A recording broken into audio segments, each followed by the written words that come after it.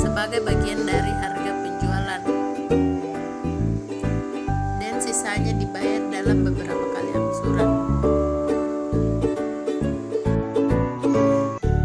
Dan untuk melindungi kepentingan penjual dari kemungkinan tidak ditepatinya kewajiban-kewajiban oleh pihak pembeli, maka terdapat bentuk perjanjian atau kontrak penjual angsuran sebagai berikut. Yang pertama yaitu perjanjian penjualan bersyarat, di mana barang-barang telah diserahkan tetapi hak atas barang-barang masih berada di tangan penjual sampai seluruh pembayarannya pertama.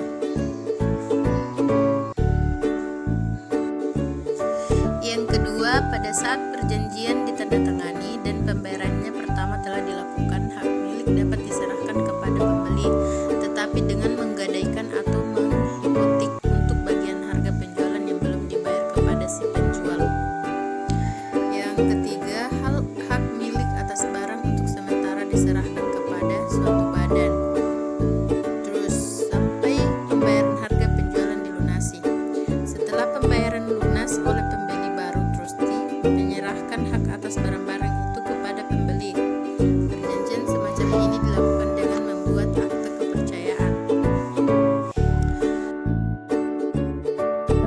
Keempat, beli sewa, di mana barang yang telah diserahkan kepada pembeli. Pembayaran angsuran dianggap sewa sampai harga dalam kontrak telah dibayar lunas, baru sesudah itu hak milik berpindah kepada pembeli.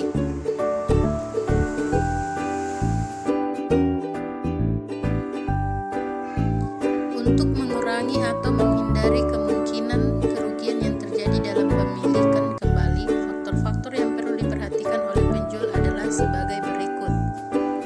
Yang pertama, besarnya pembayaran pertama harus cukup untuk menutup semua kemungkinan terjadinya penurunan harga barang tersebut dari semula barang baru menjadi barang bekas. Yang kedua, jangka waktu pembayaran di antara angsuran yang satu dengan yang lain hendaknya tidak terlalu lama, kalau dapat tidak lebih dari 1 bulan. Yang ketiga, besarnya pembayaran angsuran periodik harus diperhitungkan cukup untuk menutup kemungkinan penurunan nilai barang-barang yang ada selama jangka pembayaran yang satu dengan pembayaran angsuran berikutnya.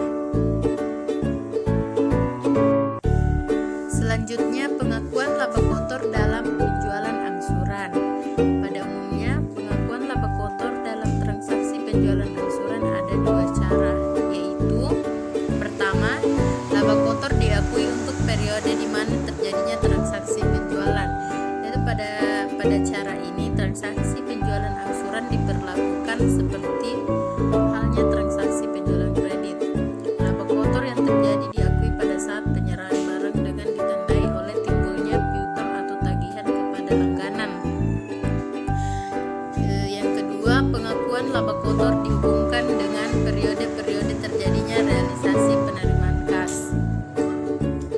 Pada cara ini, laba kotor yang terjadi diakui sesuai dengan jumlah uang kas dari penjualan angsuran yang direalisasikan dalam periode-periode yang bersangkutan. Selanjutnya, penjualan angsuran untuk barang-barang tak berharga.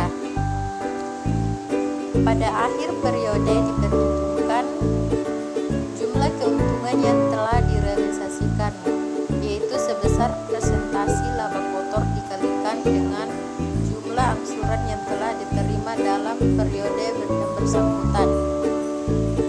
Jumlah laba kotor yang direalisasikan ini diakui dengan memindahkan sebagian saldo rekening laba kotor yang belum direalisasi ke dalam rekening realisasi laba kotor.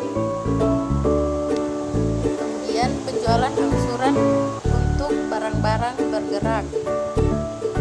Prosedur akuntansi untuk penjualan barang dagangan dengan perjanjian angsuran pada dasarnya sama dengan cara-cara berlaku bagi harta tetap barang tak bergerak.